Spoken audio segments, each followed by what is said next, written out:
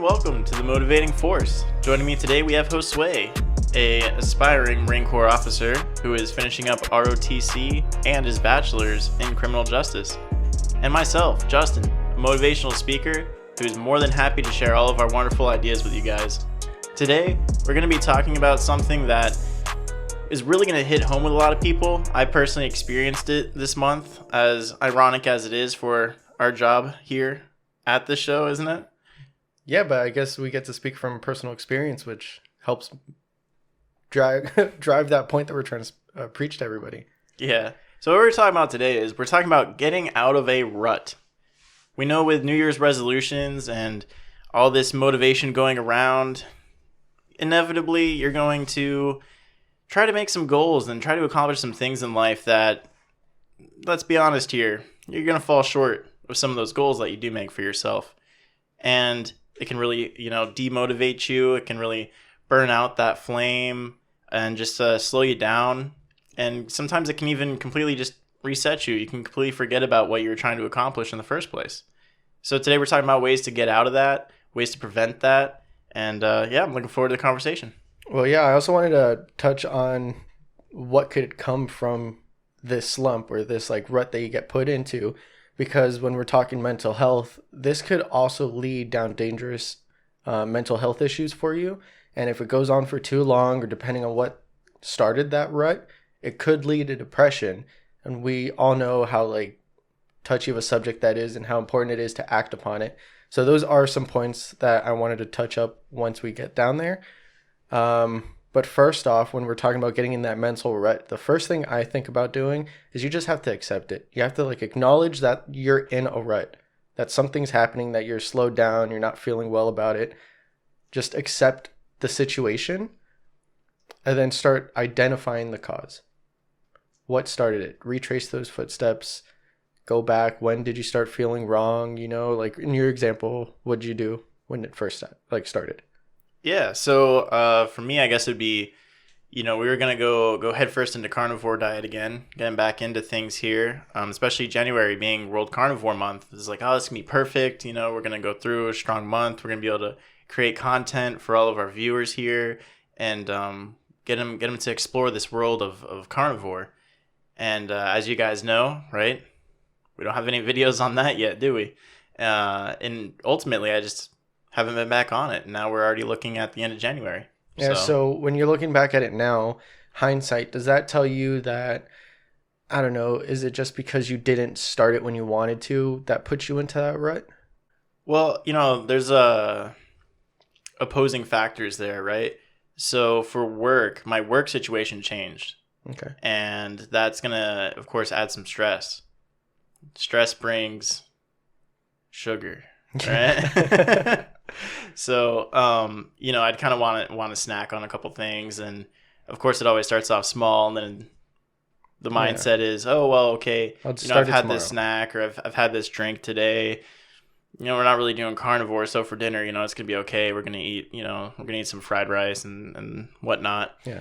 And then it goes into the next day. And then next thing you kept pushing it back. The 30th. Yeah. So it's just stress bringing on those changes that really wants you to stay in your comfort zone, Okay, so when, I have steps on how to, attack this, the plan of attack for getting out of a rut here. And so far, it sounds like I'm good, right? 0 for 2. You accepted it, and then you started identifying how to get out of it, right? What caused it? Step 3, reanalyze your goals, right? So your goal was to start carnivore. What's your plan of attack for that? So what I've done is this week, after recognizing that I need to do this, I picked a reset date, which is kind of one of my points, right? With that reset date, I wanted to take the time beforehand to kind of prepare. So I said, okay, not a day off, right? We're going to go 1 more week from now. We're going to start up on the 1st of February, start going strong with the carnivore again. So what I did was I kind of refamiliarized myself with what I was trying to accomplish with carnivore, why I was doing it, and what I need to do to be successful at it. Yeah. So I already went ahead and ordered meat from our local cattle ranchers down here. and got 15 pounds of ground meat stacked up in the fridge. I've got, 2 of those XXL bags of cheese, some eggs, some ghee. I got everything I need to get me through, really the first 2 weeks of it. Yeah, so what you did is you're starting to prepare yourself for it. Yeah. So you're reanalyzing what it takes to start it, and then you're acting on it now. Because, again, we're talking about getting into this rut due to, like, goals. It's usually this time of year. Everybody had those New Year's resolutions, and I can even use mine for an example, right? So we were talking about it before off podcast, where I said I need to run 1,000 miles this year, right? So it's even before I get into that mental rut, I'm starting to analyze it now. Like, is it even going to be possible to keep it going? Yeah, but at the rate that I'm at now, right? If I'm taking a couple extra days off than I need to, or I'm not really doing the 4 miles, I'm doing 2 or 3 every day, then I have to reanalyze and tweak that goal that I have so then I don't get in that mental rut later on halfway through the year and I'm like, I'm nowhere near completing this. Unless I burn myself out every day for 6 months, it's not going to happen. So like be proactive instead of reactive. Right. So what are you doing to adjust for that? Are you still on track for 1,000? Well, no, we were using that as an example. I'm still on track, but I'm just saying, like, that's another goal that you can kind of tweak and reanalyze. Yeah. Because when I was thinking about this, one of my points down the road, too, was when we do readjust those goals, we can take some of that time while, of course, we're analyzing that data. Especially, it's great when you're using things like weight loss or running a certain amount or working out a certain amount, because anything with like a numerical base to it, right, of course, makes it easier to track progress. So I was thinking, obviously, when you're reanalyzing everything, seeing what's going to be realistic for you, I would encourage you guys to take a second to look and see at how much you already have accomplished and understand that if you didn't make these goals in the first place, instead of being at 60 miles by the end of the month, who cares if you wanted to be at 80? You did 60 miles. That's better than 0, isn't it? Yeah. So just take some time to really appreciate yourself and understand that even in failure, there's still success and there's still steps moving forward in your progress. Yeah, and that's a point that I wanted to say too, because sometimes when you do make these goals for yourself, and we've stressed it before of make them realistic to you, what you think you can achieve, but your mind does this thing where it kind of overreaches sometimes for these goals. So let's say, again, for my example, 1,000 miles, right? That sounds realistic to me, but when I start doing it, I'm like, oh, my body can't do that. So then, like you said, look at the goals that you have already done. So if we're at the end of the first month and you said 60, right? And you had goals for 80, then just set every month from now on at 60. It's okay. Like, you don't have to try to overcompensate for how far your mind's reaching you or forcing you to reach for that goal. Because at the end of the day, we're telling you that it's okay to take that longer road to that success and to achieving that goal than forcing yourself to break your mind, break your body, break your spirit, trying to take that easy route or what you think you can achieve when you're really pushing yourself just too far. I think a perfect point in really accepting the fact that you are moving forward with it, even if you're not accomplishing your goals all the way, is to understand that nothing's going to really be perfect. That's a lot of things that I can struggle with sometimes is, there's really no excuse for not being able to accomplish some of the things you want. Yeah. And you try to figure out why you're not accomplishing them. And hindsight's always 20/20. So you're going to look back at your day and you're going to be like, oh, well, I spent an extra 30 minutes on my phone. I could have just dropped everything and went for a quick run. Yeah. And I could have got my miles in. But sometimes what we don't understand is there's always a point where you can plan everything, put it down on paper, and it's going to seem perfect. And then reality kicks in. Yeah. And sometimes, reality is always going to win. And sometimes we just don't have a good concept of that. Yeah, there's always going to be those surprises, and life's going to hit you from an angle you didn't expect. Something's going to pop up, and you didn't have that planned when you wrote everything down. And especially for us, when we have, I don't want to brag, we have a pretty good work ethic. We're always working and striving to do what we say we're going to do. So it is kind of difficult for us if we don't get to that goal, or if we don't do the 1,000 miles a year, or if we don't start carnivore when we wanted to. That's when like it's the danger of getting stuck in the past, going, oh, I should have, could have, would have.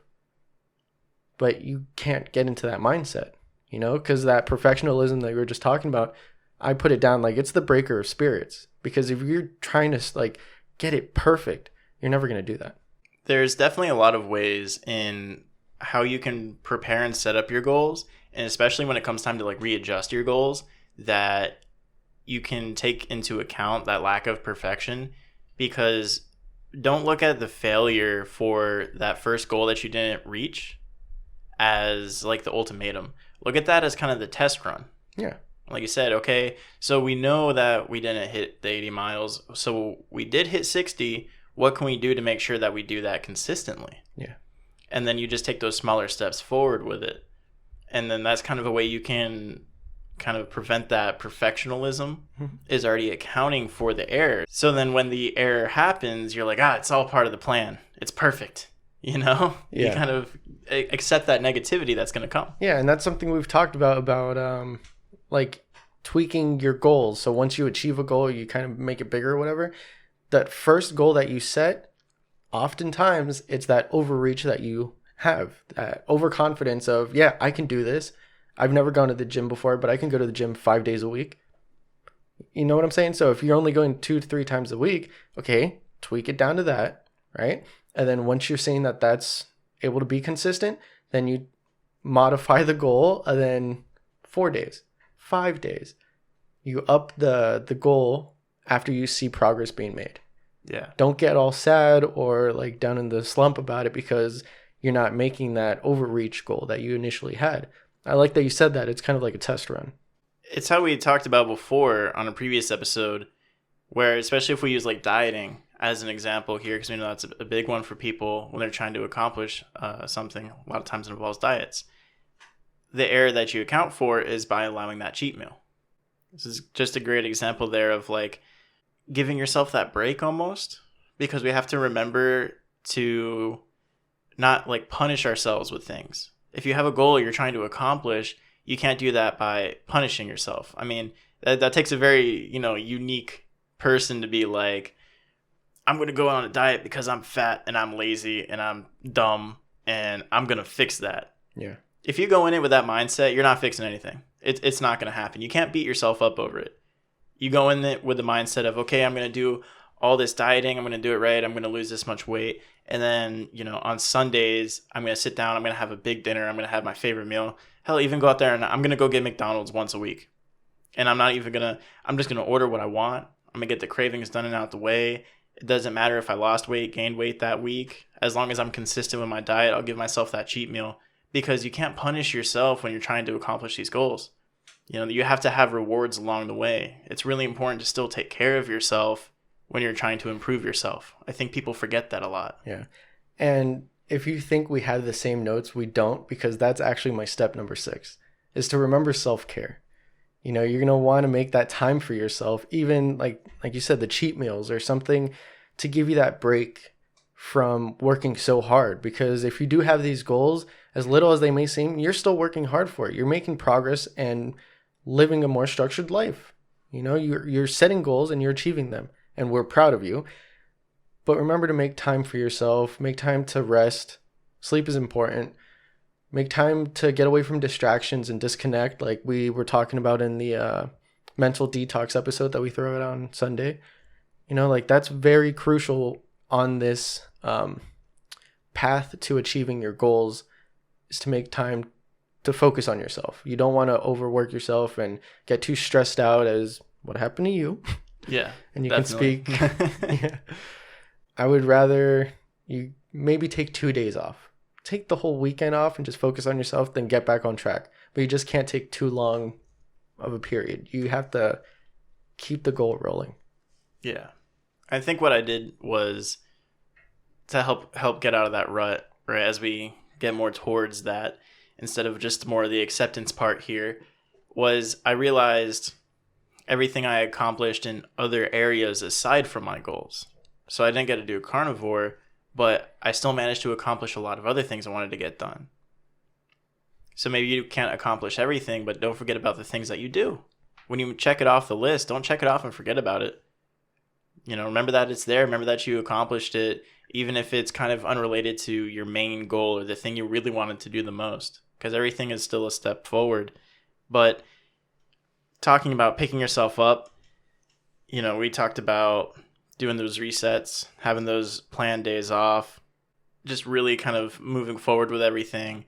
And a great way that I look at it is, when it comes to picking yourself up, don't be afraid to allow other people to pick you up. 100%, bro. Count on your family, count on your friends. Again, this all goes towards that preparation towards trying to accomplish your goals. When you set up your goals, you should always set up, of course, some type of support if you can, or at the very least, some form of accountability. Yeah. Even if it's just one person, just an accountability partner. There's all kinds of ways you can go about that. And then that's one of those benefits you get from setting up your goals strategically like that, is when you do get into a rut or you do fall down, you'll have people there who's like, hey, how's carnivore going? And you're like, it's not. Yeah. And they're like, well, that's dumb. Let's fix that. And you get people who will come along and help you out. Yeah. Or even taking a step away from it being goal related and having those people to confide in, just having people that you trust, seek out friends, family, people that you can confide in. That's important no matter what the argument or the conversation's about. You need to have those people that you can talk to about certain things or everything. And I use you for an example. I'm sure you can use me as an example, because when you were going through that rut, I kept telling you, what's going on? Talk to me. Like, let's push through this so then we can get back on track, do what we need to do. But this is also where I can bring back that point that I made at the beginning of the episode. This is where it can get tricky, because sometimes it's not a mental rut. Sometimes it's more than that. Sometimes it's those beginning steps of depression. And I can't say that I can relate with everybody. Everybody's path of depression. That sounds too like if I'm making light of it, which I'm not. I'm not making fun of depression in any way. But I'm trying to make it like a serious point. Everybody's journey of depression is different, right? So it's important that you seek out people that can understand you, because sometimes you can go to your friends and family, but they just won't. They won't understand what it's like to go through the things that you're feeling right now. So I put some examples of like online therapy if you don't want to go out in person, right? There's like BetterHelp, not sponsored. Talkspace is another online source of therapy that you can talk to people, because you want to act on it as soon as you start. Like, even if you're thinking, do I have depression? Like, take some steps to be proactive about it. Try to attack that first instead of getting really like drawn out and it starts to get dark. Yeah, I think you can really fall behind on a lot of things when you stop accounting for the human element of yourself. We think logically a lot of times, right? We try our best to, and that kind of creates that anti-human tendencies with it. So when we create goals, when we create these things, this is why it looks perfect on the paper, but in real life it doesn't apply, because we're like, well, I can think that way, but you're still a person. You still have feelings. You still have emotions. Some days you're going to wake up and you're just not going to want to do the run, and it's not because you're in pain or you have shin splints or anything like that, or because you didn't physically have the time. Yeah. It's just going to be because you don't feel like it. Or hell, even if you are in like that stage in puberty, you got hormones going left and right all the time. So it's like you can wake up one day just not even feeling like going outside. But it has nothing to do with your physical health or anything else. It's just your hormones are acting up and you just want to stay in bed. Yeah, and people don't realize how much power is in your emotions. And when you get up and you're already in that mood and you're just like, yeah, I don't feel like doing it, and that is going to be enough to stop you. Yeah. And then you want to beat yourself up for it, but you can't. It is just as strong, just as much of a threat as it is also a reward or something you can use positively. Mm-hmm. And of course, for a lot of times, especially when you speak about like the physiology of things, a lot of times if you wake up and you don't feel like doing something, a lot of times there are reasons for that. Your subconscious obviously knows a lot more than what you're thinking about, and you never know what's going on with your body. deep down you do, and that's when sometimes you don't feel right about things or you don't want to do certain things, allow yourself to go with that to an extent, I would say, because you really never know, and you should always be listening to your body and what it's telling you. And if it's telling you, hey, look, today we're not doing that, and you really think about it and you don't have any other reason aside from listening to your gut about it, I would say listen to your gut. Yeah. And that's an option of impulsiveness that I was also thinking about putting in, but I got it covered for you. You kind of just did it. Yeah, it's just listening to that gut instinct, because a lot of times it could benefit you if you do act on it. But away from that, my list is pretty much done, but there are points that I wanted to make for those of you that have been feeling depressed or kind of suppressed in your journey for your achieving your goals and stuff. And I'm sure we've said it multiple times. You've probably heard it online multiple times, but that the opposite of depression is expression. Yeah. Right. And I tend to lean on that exercise, like go outside, be active, get some fresh air and sunlight. That's always going to benefit you. Going outside for a walk. You don't even have to exercise. Just you're going to do it at work. Hey, man, walking can be exercise for some people. Okay, well then include it as exercise. It's going to be different than just walking to the refrigerator or walking to the bathroom, go out for an hour. Find a hobby, right? Even if it's going in the garage or going in the office, doing something with paper mache. Just find some hobby that can take up some time. It can even be included in that self-care day that you have for yourself. Get your mind away from the stresses of work, the stresses of not achieving that goal. It could even be playing video games, because we are video game heavy, and we support that community a lot. This one's kind of like a call to my girlfriend, because she does this all the time when I'm not home. Dance. And if you're shy, dance alone. Blast some music, just go dancing. That's going to make her day. If she's having a bad day and I have to come over here to record, I kind of have to, so I apologize for that, but I know she's going to be blasting music. People downstairs are going to hate us, but she's going to be dancing all over the house, and that's going to bring her mood up. So I recommend you guys can do that as well. Take a break from your goals and live in the moment. Do you have any other ones? No, I mean, that pretty much covers it. I was thinking pretty much the same thing. We're obviously going down the same path here with everything, as since we are kind of our accountability partners here, and we obviously share the same ideas and all this stuff. So yeah. Well, this one, this last point, I thought you would be saying it since it's something you do. But the opposite of depression is expression. So what better way than to just start writing? My girlfriend also does it. She journals all the time. But what better way to express what you're feeling or what you're going through, or those depressive thoughts or feelings in general, just expressing them on paper or on the computer, but getting it out. It's the power of transferring the thought out of your mind. Yeah, it is really powerful too, doing the writing aspect of it. And you, again, don't think much of it because there's not a lot of physical action going on there. You're just putting something down on a piece of paper. But what that does for your mind is extraordinary. And then before we leave here, I just wanted to recap those points that I had, and then I'll include that impulsive feeling, that gut instinct.